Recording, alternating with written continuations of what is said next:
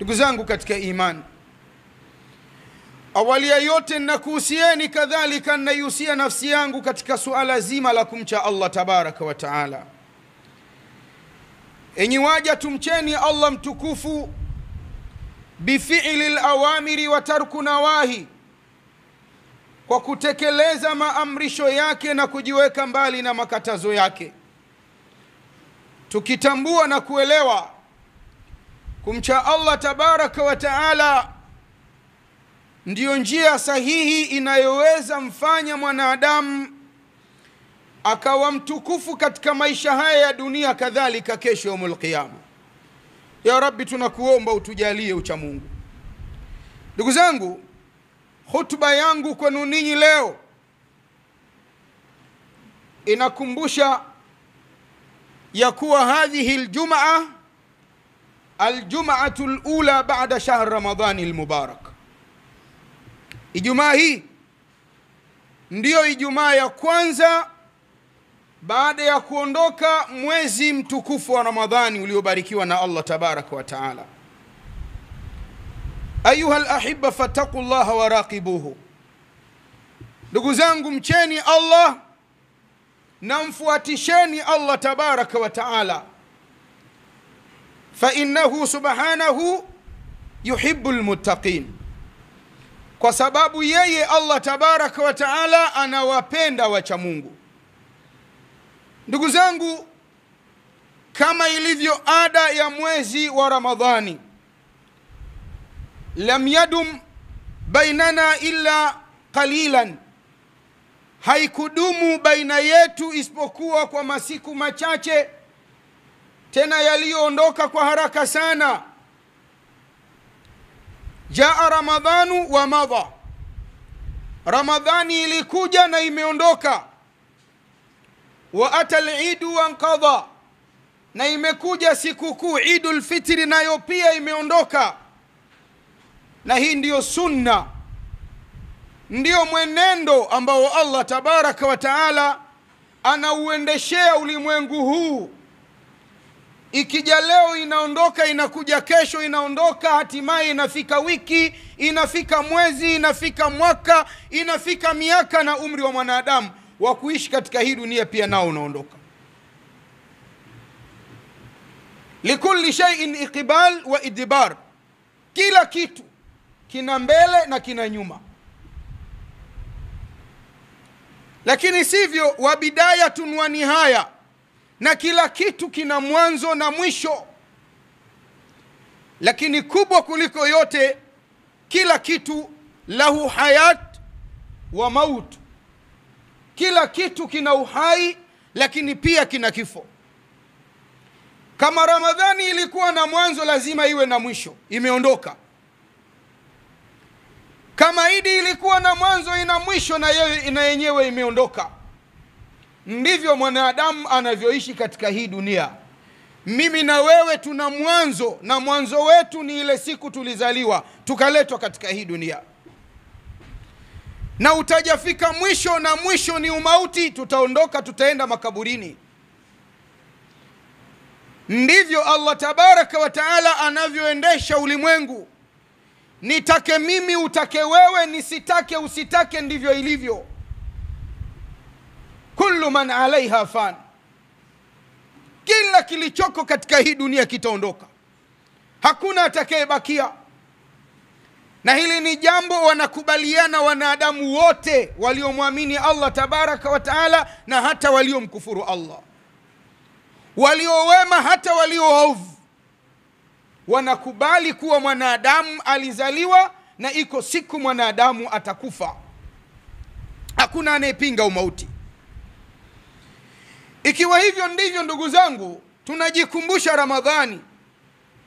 Ilipoingia Ramadhani mosi, tulizilazimisha nafsi zetu kutenda yale ambayo Allah tabaraka wa taala anayaridhia. Tukawa ni wenye jitihada kubwa sana ya kumtii Allah mtukufu kwa aina mbalimbali za taati. Hata wale ambao misikiti ilikuwa mbali na wao ikawa karibu na wao, Hata wale sala 5 ilikuwa ni tabu kwao, ikawa ni kitu cha rahisi kwao. Hata wale ambao kutoa sadaka kwa wao nyoyo zao ni ngumu, wakawa wepesi, bali wanawatafuta wao wa kuwapa sadaka. Ala kullan, kila mwanadamu akakimbilia mtii Mola wake kwa namna ya vile alivyowezeshwa na Allah tabaraka wa taala. Na hili ni jambo ambalo linatakikana kwa kila mwanadamu hakika. Maana tumeletwa katika hii dunia na Allah tabaraka wa taala kumcha yeye Allah mtukufu, kumwabudu yeye Allah mtukufu, tena kwa pupa na kwa kukimbilia, tukijua na kutambua siku zinavyokatika ndio uhai wetu unavyokwisha.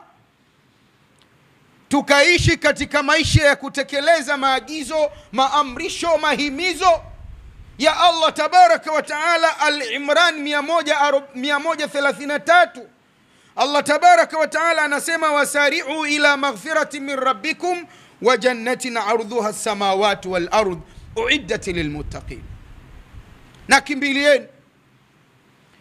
kimbilieni katika kumtaka msamaha Mola wenu kwa aina mbalimbali za kurubati, kwa aina mbalimbali za vile ambavyo mkivifanya vitakuwa ni vyenye kukuwekeni karibu na Allah tabaraka wa taala. Halafu Allah tabaraka wa taala akaieleza pepo, wa jannatin arduha, na pepo ukubwa wake, upana wake ni upana wa mbingu 7 na ardhi 7. Pepo hii Allah mtukufu ameiandaa kwa ajili ya wale watu ambao wanaishi katika hii dunia hali ya kuwa wakiwa na pupa ya kumtii Mola wao, hali ya kuwa wakiwa na kasi ya kumwabudia Allah tabaraka wa taala. Ayuha almubarikun, enyi ndugu zangu mliobarikiwa na Allah tabaraka wa taala, mkatekeleza taa mbalimbali ndani ya mwezi wa Ramadhani. Hakuna raha iliyo kubwa na taufiki iliyo kubwa, bali neema iliyo kubwa kwa mja ambaye anamwabudu Allah tabaraka wa taala, kama mja kuwafikishwa na Allah tabaraka wa taala katika kupatia hayo matendo anayomwelekea kwayo Allah mtukufu, na kukubaliwa matendo hayo na Allah tabaraka wa taala. Mwanadamu akiwafikishwa kupatia ibada na akawafikishwa kukubaliwa matendo yake, mwanadamu huyu anaishi na furaha ambayo Allah mtukufu anaieleza katika surati Yunus aya ya 58, qul bifadlillahi wa birahmati, sema Muhammad, kwa fadhila za Allah na rehma zake, fabidhalika falyafrahu, kwa hilo na wafurahi, washerehekee. Allah mtukufu anasema huwa khairu mimma yajma'un, hilo ni bora sana kwa waliomwamini Allah wakatenda yaliyo mazuri ambayo Allah tabaraka wa taala akayakubalia kuliko mengine yote watakayoyakusanya. Ndio sababu Mtume sallallahu alaihi wa alihi wasallama alikuwa akiitazama dunia, akaitazama akhera, akisimama kumuomba Mola wake, anamwambia Allahumma la aisha illa aishil akhira, ewe Allah, hakuna maisha yaliyo bora, yaliyo mazuri, yaliyo mema, yaliyo na amani na utulivu kuliko maisha ya akhera. Tujalie tuyapate maisha ya akhera yaliyo na amani na utulivu wa kweli kesho mbele yako utakapotuhukumu kwa matendo yetu. Ndugu zangu katika imani, muumini mwenye kuinasihi nafsi yake mwenyewe na mwenye kupokea nasaha kutoka kwa watu wengine ni yule muumini ambaye hukusanya mambo mawili katika matendo yake. Kwanza kabisa hukusanya kuyapatia matendo, ana pupa ya kutekeleza ibada katika namna iliyobeba elimu sahihi ya kuitekeleza ibada hiyo. Lakini akimaliza kuitekeleza ibada hiyo, hujilazimisha kuendelea mtaka msamaha Allah tabaraka wa taala. Huyu ndiye muumini mwenye kuinasihi kweli nafsi yake, lakini mwenye kupokea nasaha kwa watu wengine. Ana pupa ya kupatia ibada, lakini anaishi akimtaka msamaha Allah tabaraka wa taala baada ya kuitekeleza ibada hiyo mbele yake Allah mtukufu, ili Allah apate mkubalia ibada yake katika yale madhaifu na manyonge ambayo aliyanyongesha wakati akifanya ibada hiyo. Na hii ni katika kubeba sifa ya ubinadamu alionayo.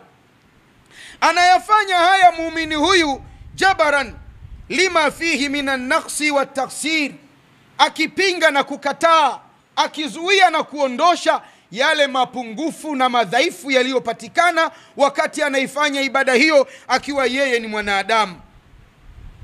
Allah tabaraka wa taala katika hili amewaelekeza waja wake katika kupatia na kuongoka, na haya ameyasema wakati anaelezea habari za watekelezao ibada ya hija, aliposema Allah, thumma afidhu min haythu afadha an-nasu, wanaposimama mahujaji katika viwanja vya Arafa, kisha wanaondoka kuelekea Muzdalifa, na hatimaye asubuhi yake kwenda Mina Jamarati kurembea, wanaondoka wakiwa makundi katika namna ya mfano wa maji yaliyofurika. Allah tabaraka wa taala anasema thumma afidhu min haythu afadha an-nas, kisha waelekeeni sehemu ambayo wameelekea watu. Lakini si hivyo, wastaghfirullah, namtakeni msamaha Allah tabaraka wa taala. Inna Allaha ghafurur rahim, hakika ya Allah ni mwenye kusamehe waja wake na mwenye kuwaonea huruma waja wake. Sheikh Abdurrahman Saadi Allah amraham alipokuwa akisherehesha aya hii ya Allah tabaraka wa taala iliyo katika suratul Baqara 127, anasema wa hakadha yambaghi lil abdi, na hivi ndivyo inavyotakikana kwa mja mwema, kullama faragha min ibadati, kila anapomaliza, anapokamilisha kumwabudu Allah tabaraka wa taala, an yastaghfirillah, amtake msamaha Allah tabaraka wa taala. Anaendelea kusema ani taksiri, na hii ni kutokana na mapungufu na madhaifu yaliyopatikana wakati mja huyo akimcha Allah tabaraka wa taala katika ibada hiyo aliyoimaliza. Lakini si hivyo, yashkuruhu ala tawfiqi, na azidi mshukuru Allah tabaraka wa taala kwa kumwafikisha kuifanya ibada hiyo, la kaman yara annahu qad akmala al-ibada, na hii ni kinyume, si kama yule ambaye anaona amekamilisha ibada kwa kutaka kwake, kwa uwezo wake, kwa ujanja wake. Wamanna biha, na Allah tabaraka wa taala akamneemesha katika ibada hiyo, waja'alat lahu mahlan wa manzilan wa manzilatan rafia, na akajijalia yeye baada ya kuifanya ibada hiyo tayari amejiweka katika daraja jingine kabisa, kama vile ana hakika ibada hiyo imekubaliwa na yeye tayari amekwisha maliza kwa Allah tabaraka wa taala. Akasema fahadha haqiqu bilmakti wa raddil amal, na huu ndio uhakika wa mja kuyarudi matendo yake, kuyaharibu matendo yake mbele yake Allah tabaraka wa taala. Anasema mwanawazuoni mwingine Ibnul Qayyim Allah amraham, anasema la shay'a afsada lil amali salih min al-ujubi wa ru'yati an-nafs, hakuna kitu kinaharibu matendo ya mja mazuri, ibada za mja alizozitenda, kama vile mtu baada ya kufanya ibada akajiona kuwa kamaliza na yeye ni bora kuliko mwingine, bali ubora wake yeye ni bora kwa alivyofanya kuliko alivyofanya mwingine, na akaiona nafsi yake ndiyo bora kuliko nafsi za watu wengine. Na haya ni matelezo, ndugu zangu, tunateleza kwa kiasi kikubwa. Baada ya Ramadhani wananyenyuka watu muda mwingine pasina kujua, pasina kuelewa, pasina kutambua, akaona alivyofunga yeye ndiyo bora kuliko alivyofunga mwingine, akaona alivyosimama yeye kwa rakaa alizosimama ndiyo bora zaidi kuliko rakaa alizosimama mwingine, kana kwamba yeye ni secretary wa Allah, kana kwamba yeye amekaa kusaidia, anajua kabeba mafaili ya waja, halafu anaambiwa na Allah yule ni sahihi na huyu si sahihi. Ndugu zangu katika imani, hii ni kukhalifu mwenendo wa mitume wa Allah tabaraka wa taala, bali mwenendo wa wema waliopata ishi kabla yetu. Na mtu ajue, atambue na aelewe, anaposimama kufanya ibada kwa namna yeyote, hakuifanya kwa ujanja wake, bali ni kwa taufiki ya Allah. Ndugu yangu katika imani, kwani kuna maprofesa wangapi katika hii dunia, mabingwa wa hesabu, lakini bado hawajamtambua na kumwelewa Allah mmoja wa pekee? Wangapi? Wangapi wasomi matajiri hawajamjua Allah tabaraka wa taala, wanaabudia masanamu? Wangapi? Suala la mja kuwafikishwa kupatia ibada ni taufiki ya Allah tabaraka wa taala, na siyasemi mimi Abu Hafsa, anayasema Allah tabaraka wa taala katika suratu Nisa aya ya 83. Allah mtukufu anasema, walaula fadhlullahi alaikum wa rahmatu, na lau isingelikuwa fadhila za Allah mtukufu kwenu ninyi na huruma yake Allah tabaraka wa taala, lattaba'tum ash-shaytan illa qalilan, wengi wenu mngemfuata shetani isipokuwa wachache. Ni maneno ya Allah tabaraka wa taala. Lau isingelikuwa fadhila za Allah kwenu ninyi na huruma yake Allah tabaraka wa taala, wengi wenu mngemfuata shetani isipokuwa wachache. Lakini taufiki ya Allah na fadhila zake, huruma ya Allah na mapenzi yake kwetu, ametuafikisha kupatia ibada. Kila mmoja ajipinde kulea ibada zake na kumtaka msamaha Allah tabaraka wa taala na kumuomba kabuli, pasina kuzodoa ibada ya mtu mwingine, pasina kuzodoa matendo ya mtu mwingine. Akasimama, umekula mchana wa Ramadhani, umekosea, sisi ndio tumepatia. Nani kakwambia wewe umepatia? Anayepasisha ibada za Allah ni Allah tabaraka wa taala. Nani aliyekwambia wewe umepatia hata ukajipa ukiranja usekretari wa Allah? Ndugu zangu katika imani, Allah mtukufu akiyasema haya pia anatuambia ndani ya Qur'ani, suratul Maida 27, innama yataqabbalu Allahu minal muttaqin, hakika si vingine Allah mtukufu anakubali matendo ya wale ambao wameyatenda kwa lengo la kujikurubisha kwake. Tuepukeni kujiona kwa nafsi zetu, tuepukeni jionesha nafsi zetu. Wako waja wa Allah tabaraka wa taala walioruzukiwa makubwa na Allah mtukufu katika hii dunia, lakini bado walijiporomosha na wakarudi kutafuta msamaha kwa Allah subhanahu wa taala, wakarudi kutafuta msaada kwa Allah tabaraka wa taala. Tazama katika suratul Baqara 127, aya hii al-allama aliyekuwa mufti wa Saudi Arabia Sheikh Abdul Aziz ibn Bazi akiisherehesha aya hii ambayo Allah mtukufu anasema, wa idh yarfa'u Ibrahimu alqawaida min albayt. Muhammad, kumbuka alipokuwa Ibrahim akinyanyua nguzo za nyumba tukufu al-Kaaba, anaijenga al-Kaaba kwa amri ya Mola wake, wa Ismail, tena yuko pamoja na mwanae Ismail. Anasema Ibrahim, rabbana taqabbal minna innaka anta samiul alim, ewe Allah tukubalie sisi kwa hili tendo tunalolitenda, hakika yako wewe Allah ni mwenye kusikia na mjuzi. Ibn Bazi wakati anasherehesha maneno haya alibakia akiwa amesimama takriban dakika 5 analia, takriban dakika 5 analia, na baada ya kilio chake kupungua akatamka matamko yafuatayo. Anasema amrun makhsusun, ni amri maalum, amri special itokayo kwa Allah tabaraka wa taala. Amri ya kujenga al-Kaaba ni amri special ya Allah mtukufu.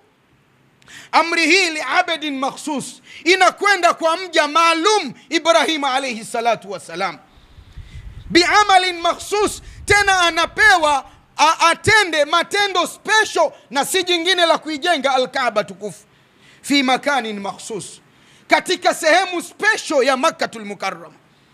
Namna gani Ibrahim alivyobeba utukufu utokao kwa Allah tabaraka wa taala, anapewa amri maalumu akupewa mja yeyote katika hii dunia. Mja mwenyewe ni yeye maalumu peke yake, anapewa amri hii na Allah tabaraka wa taala ya kutenda tendo maalum. Wangeambiwa hata malaika walifanye, lakini anaambiwa yeye na Allah tabaraka wa taala, na si mwanadamu mwingine kwenye hii dunia, tena katika eneo maalum, katika mji maalum. Anasema Ibn Baz, wa maa dhalika yas'alu Allahu alqabul. Lakini pamoja na haya kuyatambua yote Ibrahim kuwa amri hii ni ya Allah, ameniamrisha mimi, pengine apandishe mabega, ajione yeye ndio yeye kila kitu. Ibrahim bado kaporomoka chini na mwanae, anamwambia Allah akimbembeleza, rabbana taqabbal minna innaka anta samiul alim. Ya Rabbi, kubali matendo yetu sisi waja wako tulio madhaifu. Hakika yako wewe Allah ni mwenye kusikia na kuona yatendwayo na yasemwayo na waja wako. Na sisi turudini kwa Allah tabaraka wa taala. Tuache kuchakurana kwamba huyu yuko hivi, mimi ndio bora na mwingine sio bora. Umefanya ibada ukafunga siri yako wewe na Mola wako, bakiza hivyo na bakia hivyo, mwachie Allah tabaraka wa taala. Bali wajibu wangu na wako ni kuendelea mbembeleza Allah mtukufu akubali matendo yetu, funga zetu, visimamo vyetu, sadaka zetu na wema wetu wote tuliofanya ndani ya Ramadhani. Ndugu yangu katika imani, Ramadhani imeondoka, lakini imekuwa ndio ufunguo ulio mwema kwako wewe wa kuendelea kutenda matendo mema mbalimbali katika kipindi chote cha miezi 11 mingine baada ya Ramadhani. Isiwe kuondoka Ramadhani ndio sababu yako wewe kuacha kufanya ibada ya sala, kuacha kusimama usiku, kuacha kutoa sadaka, kuacha kuwa mwema, ukarudi kwenye maovu mengi ambayo uliyahama kabla ya hapo. Ya Rabbi, tunakuomba zikubali funga zetu. Ya Rabbi, tunakuomba kubali visimamo vyetu. Ya Rabbi, tunakuomba kubali sadaka zetu. Ya Rabbi, tunakuomba yakubali mema yetu yote. Ya Rabbi, daima tule tukiwa ni waja watiifu na wasikivu kwako katika siku zote za mwaka na zilizobakia katika kuishi kwetu katika hii dunia. Tusamehe tunapoteleza ya Rabbi, wewe ni mwingi wa kusamehe waja wako, na sisi ni madhaifu na wakosaji kwa kiasi kikubwa. Aqulu ma tasma'una wa astaghfirullah li wa lakum wa lisailil muslimin wal muslimat fastaghfiruhu innahu huwal ghafurur rahim wa huwa al barru al karim.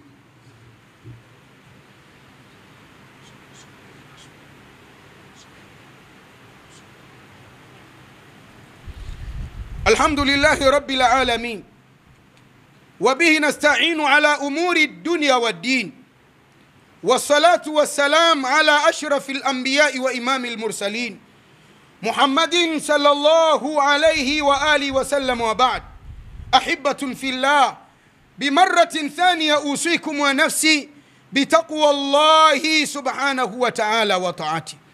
ndugu zangu katika imani, kwa mara ya pili na kariri yusia nafsi yangu iliyo dhaifu, kadhalika nafsi zenu katika kumcha Allah tabaraka wa taala. Enyi waja, tumcheni Allah mtukufu kwa kuzidi kutenda yaliyo mazuri na kujiweka mbali na yote yaliyo mabaya. Ndugu zangu, hutuba yangu ya pili kwa hakika kwa umuhimu mkubwa sana na kwa ulazima mkubwa mno pia, ninarudi kukukumbusheni baada ya kutekeleza funga ya Ramadhani na kuisha, tumeingia katika mwezi wa Shawwal. Kuna ambao leo tarehe 6 na kuna ambao leo tarehe 5 Shawwal. Lakini tujue na tutambue, Shawwali inapoingia imefunguliwa tayari milango ya ibada ya hija. Allah mtukufu anatuambia alhajju ashhuru ma'lumati, ibada ya hija ina miezi maalum. Faman faradha fihinna alhajja fala rafatha wala jidala wala fusuqa fil hajj. Yeyote atayefaradhishiwa kwenda tekeleza ibada ya hija ndani ya kipindi hicho, atambue na ajue yeye ni mja anayetakikana kuvaa uvumilivu, kuvaa usikivu, utiifu, kujiepusha na mijadala inayompelekea magomvi na kutenda madhambi mbalimbali. Maana ibada ya hija lengo ni kumtakasa kutokana na makosa mbalimbali aliyopata mkosea Allah tabaraka wa taala. Akatuambia Mtume Muhammad sallallahu alaihi wa alihi wasallam, wal hajjul mabrur laysa lahu jazaa'un illa aljanna, na hija iliyotakata iliyotendwa na mtendaji wake katika namna ile inayotakikana na sharia, haina malipo hija hiyo kwa huyo aliyehiji isipokuwa ni pepo. Ya Rabbi, tunakuomba wajalie waliofunga nia, walioweka nia kutekeleza ibada ya hija mwaka huu, wajalie subira na uvumilivu wakaitekeleza ibada ya hija na malipo ya kusamehewa ya thibiti kwao. Lakini kwa nini katika hutuba yangu ya pili nimependa kuisemea hija? Ndugu zangu, ninaamini kwanza hutuba yangu inafika mbali, na hii ni uzindushi kwetu sisi tunaosikia na kwa wengine ambao wanaifuatilia muda huu na wataisikia pia baadaye, ya kuwa muda wa kuingia katika ibada hii umebakia mchache mno. Tumezoea sisi kama Watanzania kila mwaka dakika za mwisho ndio mtu anatoka kujiandikisha, anasubiria pengine wiki moja kabla ya safari, na wengine watu wameanza ondoka tayari ndio anajiandikisha. Ibada ya hija ndugu zangu inatekelezeka katika nchi ya Saudi Arabia, katika jiji tukufu la Makkatul Mukarrama. Serikali ya kifalme ya Saudi Arabia imeunda wizara ikiitwa Wizaratul Haji wal Umra. Wizara hii ndio inasimamia ibada ya hija. Wizara hii katika kuboresha ibada hii imekuwa na mabadiliko ya kimifumo ya kuiendea ibada hii kila mwaka. Mabadiliko haya yamekuja mwaka huu kwa kasi kubwa mno. Hauwezi amini, pamekuwa na kipindi cha kutakiwa haji mission ya kila nchi kwa maana ya bitha kusimamia taasisi zinazosafirisha mahujaji, kuandikisha hisa kwa maana ya idadi ya mahujaji ambao watawasafirisha kwenda kutekeleza ibada. Muda ule umepita tayari. Baada ya hapo ukaja muda wa kutakiwa taasisi hizi zilipie location. Wanataka mahema eneo lipi katika eneo la Mina na gharama ya hayo mahema. Tayari zoezi hili limepita, taasisi zote zimeweza kushiriki kulipia location na mahema. Ukaja muda wa kutakiwa kuweka kwenye system ya wizara isome, ionekane taasisi fulani kutoka katika nchi fulani inayosimamiwa na haji mission fulani, tayari kwa idadi ya mahujaji wake ambao imewalipia labda 100 kukaa katika maeneo ya Mina, inatakiwa ioneshe itawaweka kwenye hoteli hipi Makkatul Mukarram. Lakini watawaweka katika hoteli gani? Madinatul Munawwara. Zoezi hili lilikuwa linafanyika tangu Ramadhani mpaka 25 Ramadhani, likawa linafungwa. Lakini baada ya kuonekana kuna changamoto, wizara ikaongeza siku 10 mbele, kwa maana ya kuwa mpaka jana tarehe 5 mwezi wa Shawwal zoezi limefungwa la kusajili mikataba ya nyumba ya kuwaweka mahujaji Maka na Madina. Zoezi ambalo limeanza baada ya kuisha hilo la kusajili mikataba ni zoezi la kutolewa visa. Kila taasisi ambayo imesajili mfano watu 100 ikaonesha kuwa itawaweka hoteli fulani Maka na Madina hoteli fulani, inatakiwa sasa iwatolee hizo visa ambazo itakuwa ndio safari yao ya kwenda kutekeleza ibada. Zoezi hili limepewa siku 20 na wizara, kutoka tarehe 1 mwezi wa Shawwal mpaka tarehe 20 mwezi wa Shawwal. Na hii ni kwa tarehe za Saudia ambao wao leo ni tarehe 6 Shawwal. Zimebakia siku 14 tu. Kuna baadhi ya ndugu zetu wanataka kwenda tekeleza ibada ya hija, wana mazoea yale ya kusubiria mpaka hatua za mwisho, hautokwenda tekeleza ibada hii mwaka huu. Hata rais wetu mpendwa akiongea katika baraza la Idi ameongea haya, kuwataka wanaotekeleza ibada hii kadhalika taasisi kufuata miongozo, taratibu za wizara ya hija, kwa sababu yenyewe ndio inasimamia na ni serikali. Kwa hivyo unania kutekeleza ibada na pesa unayo, si tukua uende ujiandikishe, nenda kalipie moja kwa moja ndani ya hizi siku 14 zilizobaki, ili uweze tolewa visa yako. Na kama huna pasipoti, basi watu wapambane kuhakikisha unapata pasipoti ndani ya hizi siku 14, lakini wakati huo itoke visa. Na hapa pia tunaweka maombi. Wizara ya Uhamiaji, idara ya uhamiaji ambayo hakika inatenda kwa karibu kusaidia mahujaji, iwe na mazingira ya kusaidia kwa ukaribu na haraka zaidi. Wale ambao watakuwa wanataka kwenda kutekeleza ndani ya masiku haya na pasipoti hawanazo, basi waweze kupata kwa haraka. Tunapata usaidizi huu, lakini tunayasema haya katika namna ya kuzidi kushajihishana na kuyaendea haya, ili mtu isiwe kikwazo cha kwenda tekeleza ibada wakati pesa anayo. Tuamke na tuwe macho. Ni lazima tukubali mfumo wa mabadiliko, na hii ni katika kuweka mazingira mazuri ya utekelezaji. Wanataka 20 mwezi wa Shawwal, tayari visa zote zimetoka. Wanajua mwaka huu tuna idadi ya mahujaji kadhaa. Wana takriban mwezi mzima mbele wa kuandaa mifumo ambayo mahujaji wataipita kwenda itekeleza ibada hii katika mazingira ambayo hayatowaletea tabu. Wanafanyia kazi changamoto mbalimbali ambazo zinatokea kila mwaka. Inafikia watu wanakaa nje ya mahema, wanapigwa na jua kali, maji yanakauka, wanadondoka, wanapoteza fahamu, muda mwingine wanakufa. Kuyaepusha haya, watu waingie katika mfumo mapema ili ijulikane idadi, miundombinu iweze kuwakubali, changamoto zitatuke. Asiende mtu kutekeleza ibada halafu akahisi kuna tabu. Hakuna ibada ambayo Allah mtukufu amewataka waja wake watekeleze katika namna ya tabu. Mwenyewe Allah mtukufu anatuambia kumwabudu yeye, na anatuambia yuridu Allahu bikumul yusra wala yuridu bikumul usra. Allah anakutakieni uwepesi katika kutekeleza ibada zake, wala hakutakieni uzito. Huko nyuma ilifikirika kwenda kufanya ibada ya hija ni kama vile mtu anaenda kufa. Hakuna. Ibada ya hija ni kama sala. Unakuja kuswali ukiwa na amani na moyo umetulia. Ndivyo inavyotakikana ibada ya hija. Kwa hivyo hala Waislamu wa Tanzania, jitokezeni wale ambao wana nia kuitekeleza ibada hii, kwenda sambamba na masiku yaliyobakia 14 tu ya kujiandikisha na kutolewa visa. Tunamuomba Allah tabaraka wa taala atujalie kuwa ni katika wale ambao tunasikia maelekezo mazuri na tunayafanyia kazi. Ewe Allah mtukufu, katika siku hii ya Ijumaa tunakuomba kwa utukufu wako ya Rabbi, mlinde, mnusuru, mkinge na kila shari rais wetu wa Jamhuri ya Muungano wa Tanzania, mama yetu Samia Suluhu Hassan. Ya Rabbi, mpe maono mema kuwatendea wa Tanzania yale ambayo wewe Allah wayaridhia na kuyapenda, na muepushe na kutuwatendea wa Tanzania yale ambayo wewe Allah wayachukia na kuyaghadhibikia. Ewe Allah mtukufu, tunakuomba kwa rehema zako, kila mwenye shari na yeye muweke mbali. Wajalie wasaidizi wake watende kwa dhamira yake, na daiman wawe wema mbele ya Watanzania,